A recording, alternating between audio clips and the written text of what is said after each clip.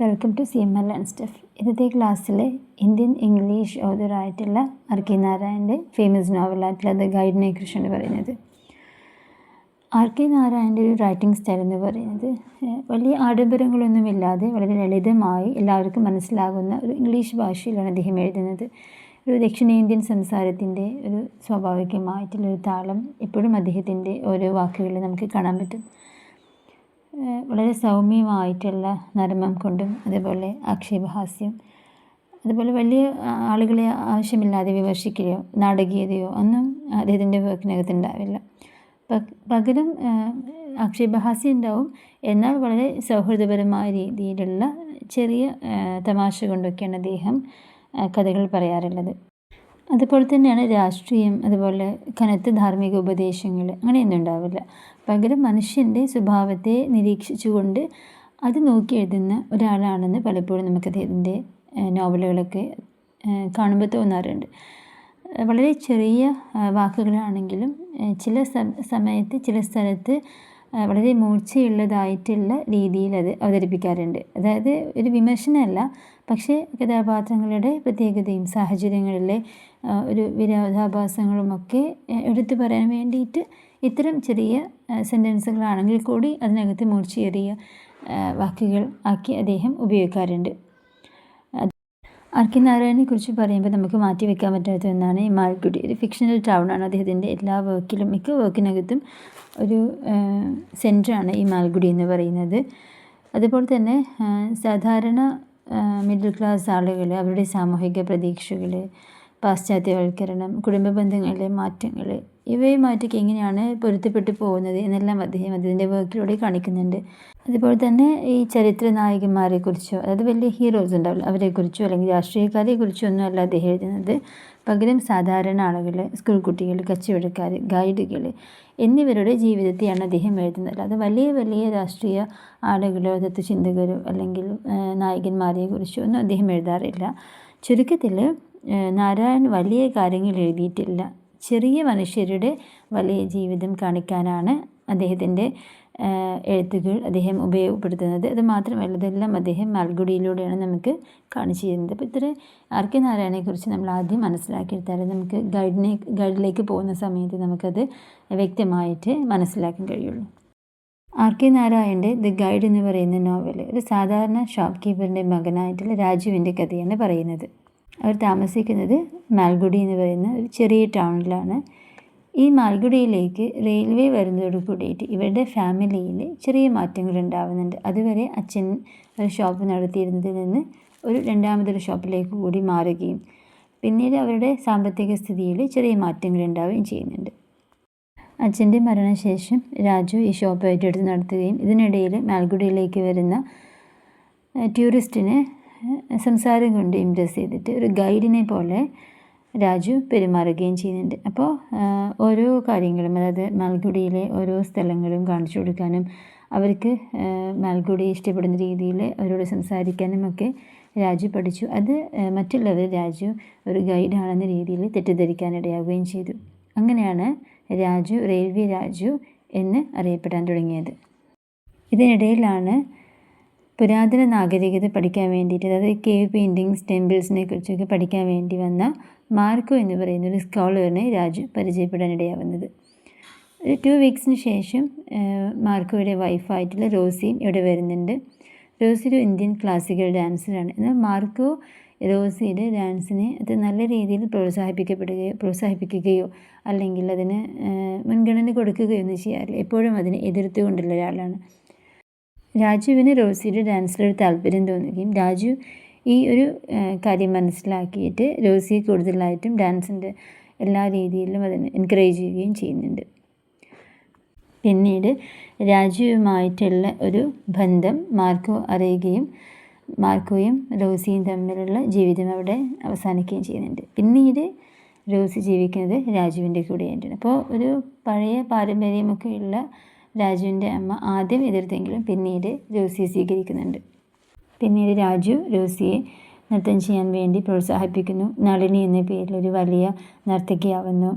രാജു അവളുടെ മാനേജറായിട്ട് വളരെയധികം സമ്പന്നനാകുന്നു. പിന്നീട് രാജുവിൻ്റെ ജീവിതത്തിലും മാറ്റങ്ങൾ സംഭവിക്കുന്നുണ്ട്.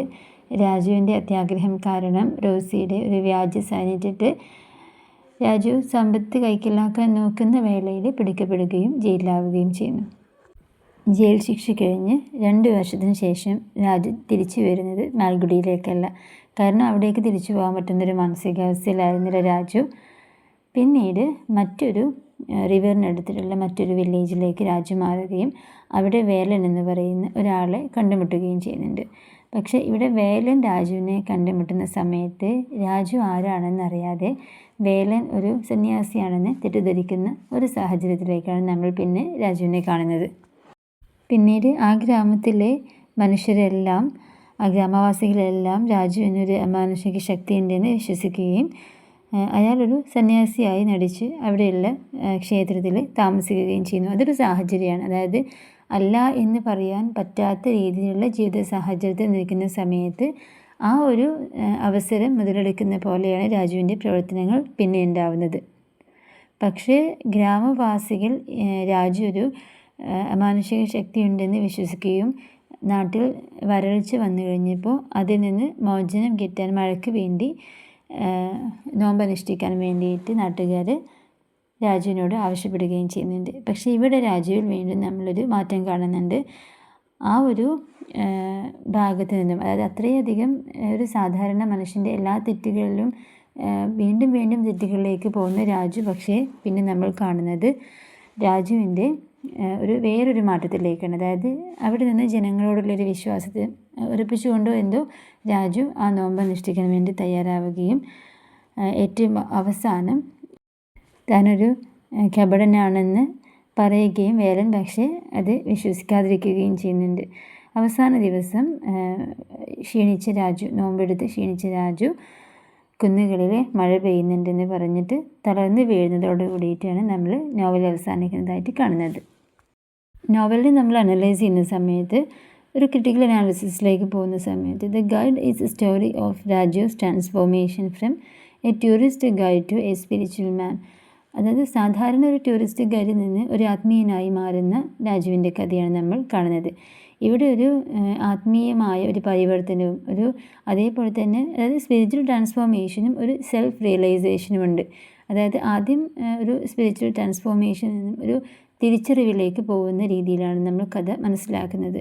അപ്പോൾ അതുകൊണ്ട് തന്നെ ഈ ഒരു കഥ കുറച്ച് തമാശ രൂപേണ അവതരിപ്പിച്ചു എന്നുള്ളതാണെങ്കിലും നമുക്ക് കുറച്ച് കാര്യങ്ങൾ മനസ്സിലാക്കാനുണ്ട്. It also satirizes some aspects of Hinduism. Then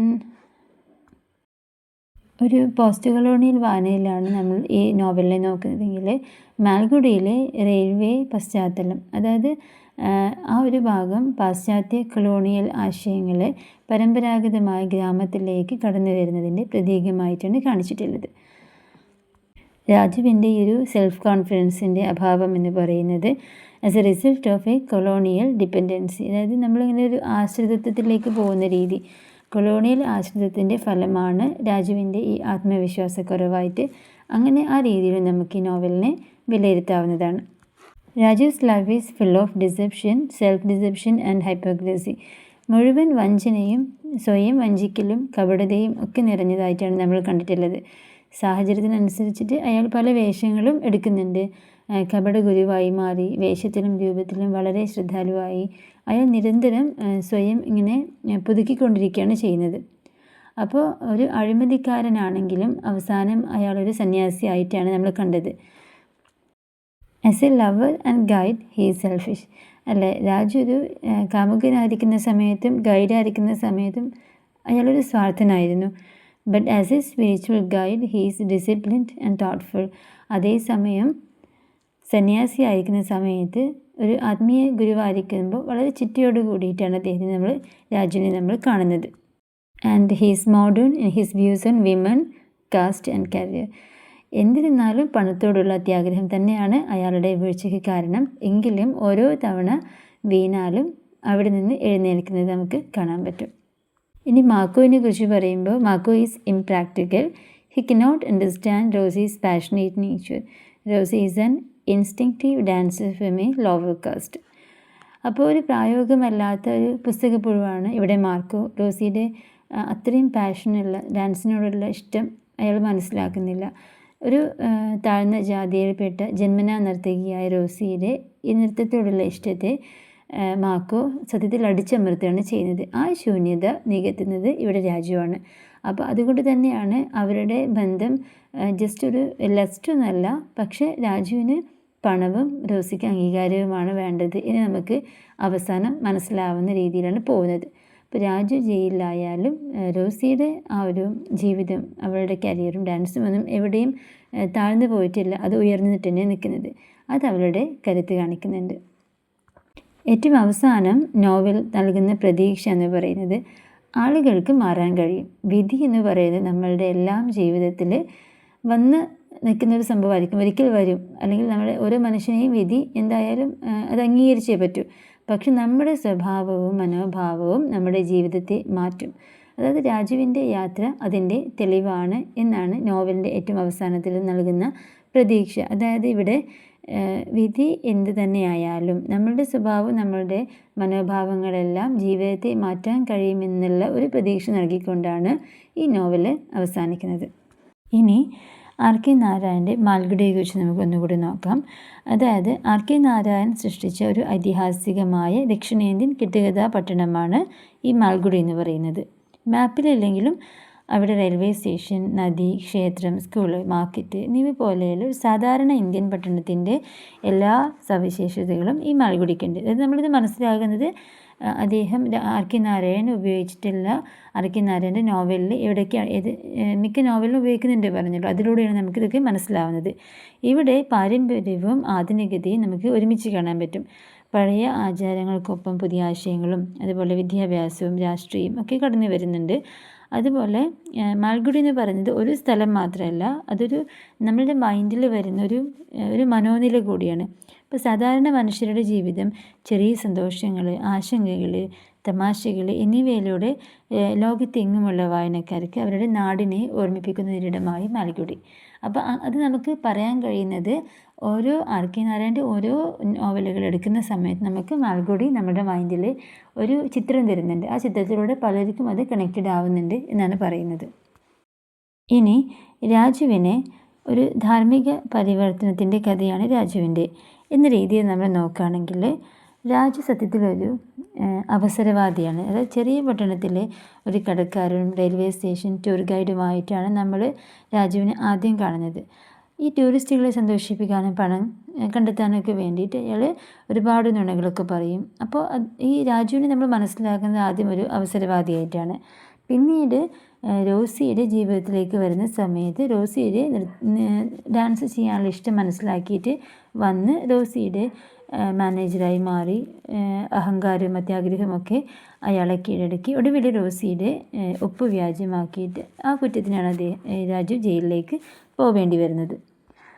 പിന്നെ നമ്മൾ കാണുന്നത് ജയിൽ മോചിതനായ ശേഷം നാട്ടിലെ നാണക്കേടുവായെന്ന് അയാൾ ഉപേക്ഷിക്കപ്പെട്ട ഒരു ക്ഷേത്രത്തിനടുത്ത് പോയിട്ട് അവിടെ വെച്ച് വേലൻ എന്ന സാധാരണ ഗ്രാമവാസി അയാളൊരു സന്യാസിയായിട്ട് തെറ്റിദ്ധരിക്കുകയും അങ്ങനെ ഭക്ഷണത്തിനും താമസത്തിനൊക്കെ വേണ്ടിയിട്ട് രാജു ആ വേഷം തുടരുകയും അങ്ങനെയാണ് നമ്മൾ കാണുന്നത്. അപ്പോൾ വഞ്ചനയിൽ നിന്ന് തെറ്റിൽ നിന്ന് വീണ്ടും തെറ്റിലേക്ക് പോകുന്ന രാജുവിനെയാണ് നമ്മൾ കാണുന്നത്. ഇനി രാജുവിൻ്റെ ഒരു ധാർമ്മിക പരിവർത്തനത്തിന് മാറ്റം, ആ ഒരു കാര്യത്തെക്കുറിച്ചാണ് നമ്മൾ നോക്കുന്നതെങ്കിൽ തുടക്കത്തിൽ ഒരു വ്യാജനാണ്, അതിനുശേഷം സന്യാസി എന്ന പദവിയെക്കുറിച്ച് അയാൾ നുണ പറയുന്നുണ്ട്, അവിടെയും വ്യാജനാണ്. പിന്നെ ശീലം കൊണ്ടും സൗകര്യത്തിന് വേണ്ടി മാത്രം ആ ഒരു സന്യാസി പദം കൊണ്ടു നടക്കുന്നുണ്ട് കുറച്ച് ദിവസം. പക്ഷേ ഗ്രാമവാസികൾ അവരുടെ മാറാത്ത വിശ്വാസം അയാളിൽ മാനസികവും ധാർമ്മികവുമായ ഒരു മാറ്റം കൊണ്ടുവന്നു എന്നുള്ളത് നമ്മൾ കണ്ടിട്ടുണ്ട്. അപ്പോൾ ഈ ഗ്രാമത്തിൽ വരൾച്ച വന്നു കഴിഞ്ഞപ്പോൾ രാജു തൻ്റെ കപടമായ ഭൂതകാലം വേലനോട് പറഞ്ഞ് അത് സത്യം പറയുന്നുണ്ട്. പക്ഷേ എന്നിട്ടും ഈ രാജുവിനെ ഒരു സന്യാസിയായി കാണാനും രാജുവിൽ വിശ്വാസം അർപ്പിക്കാനും കാണിച്ച ആ ഗ്രാമവാസികളുടെ ആ ഒരു പ്രതീക്ഷ അത് തകർക്കാൻ രാജുവിന് പക്ഷേ കഴിയുന്നില്ല. അവിടെ രാജുവിൻ്റെ ധാർമ്മികത അല്ലെങ്കിൽ രാജു വേറൊരു യാഥാർത്ഥ്യത്തിലേക്ക് കടക്കുന്നതായിട്ട് നമുക്ക് കാണാൻ പറ്റും. ഇങ്ങനെ മഴയ്ക്ക് വേണ്ടിയിട്ട് ദിവസങ്ങൾ കഠിനമായ ഒരു നോമ്പ് അനുഷ്ഠിക്കാൻ തയ്യാറായ രാജുവിൻ്റെ മനസ്സിലുണ്ടായ മാറ്റം സത്യത്തിൽ അത് ശരിയായ രീതിയിൽ തന്നെയായിരുന്നു. അതൊരിക്കലും ഒരു തന്ത്രമൊന്നുമല്ല, ഒരു യഥാർത്ഥമായ ഒരു പ്രായശ്ചിത്തം തന്നെയാണ്, കടമയും കൂടെയാണ് എന്ന് രാജു വിശ്വസിക്കുന്നുണ്ട്. അപ്പോൾ വ്യാജമായ ആ വേഷം ഒരു യഥാർത്ഥ ആത്മീയ പ്രതിബദ്ധതയായി മാറി എന്നുള്ളത് നമ്മൾ കണ്ടു. അപ്പോൾ നദിക്കരയിൽ വെച്ചിട്ടുള്ള അയാളുടെ മരണം സത്യത്തിൽ ഒരു പ്രതീകാത്മകമായ ഒരു മോചനമാണ് എന്ന് വേണമെങ്കിൽ പറയാം. ചുരുക്കത്തിൽ നുണ പറഞ്ഞു തുടങ്ങിയ രാജു അവസാനം നല്ല രീതിയിൽ ഒരു പരിവർത്തനത്തിന് വിധേയമായി ഒരു ആത്മീയമായ മോചനത്തിലൂടെ അവസാനിച്ച കഥയാണ് രാജുവിൻ്റെ നമ്മൾ കാണുന്നത്.